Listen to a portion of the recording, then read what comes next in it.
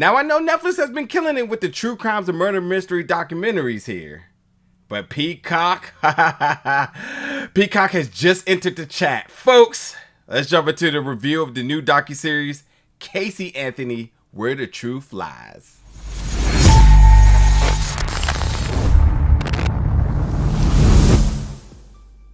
What's up, folks, and welcome back to the channel today for another review. And today we're going to be reviewing the docuseries, Casey Anthony, Where the Truth Lies, coming to Peacock, November 29th. Now, it is a 3-part docuseries, all about an hour each, a little bit more than an hour to be honest. And it talks about Casey Anthony, who now is getting ready for the first time since 11 years ago, where her case, where she was acquitted of murder, now steps in front of the camera to tell her side of the story.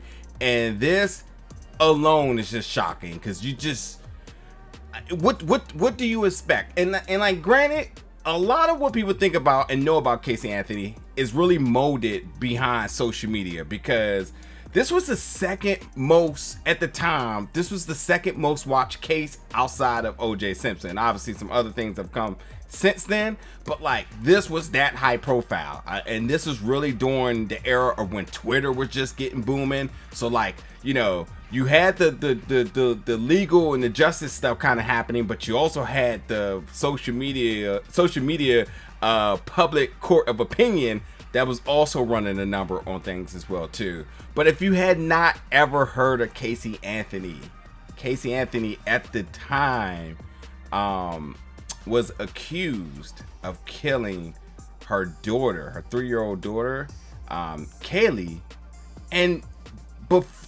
before even reporting it, she had let 31 days gone by, and she was out partying, and all sorts of different things were kind of attached to her, you know, really labeling her as a bad mother, a murderer, and all sorts of different things. And you know, she goes to court and she is acquitted, but it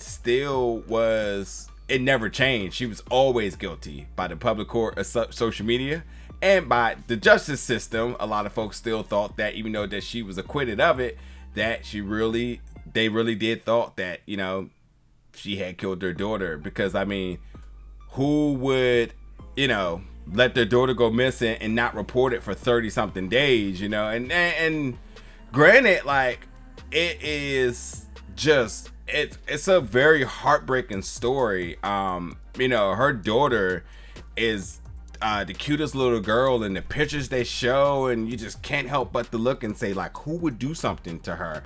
And any kid at that. But like, you know, she's still so young. I think she was just about 3 years old.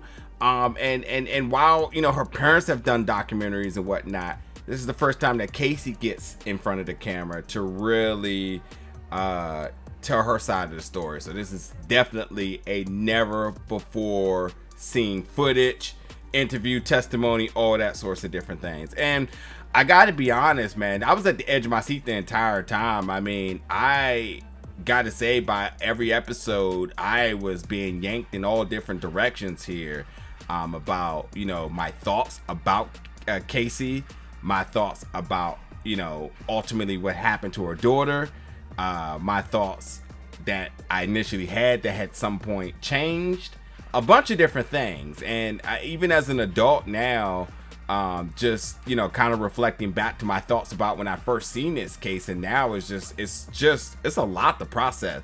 But I will say this, that you will be totally shocked. And if you have never heard or seen anything about this case, it's perfectly fine to jump into this and you get a lot of the details. You're probably still going to want to go back and watch the case, but you can definitely jump into this and, like, you know, be informed about the crime, and then ultimately what was presented in the case, but also now, you know, what's happening with Casey. And I mean, like, you know, she was labeled as a habitual liar, and she lied a lot, but she gets in this to tell why she lied. And now she wants folks to know, how come nobody even asks why was she a liar? And this really starts to drill down into her relationship with her and her dad.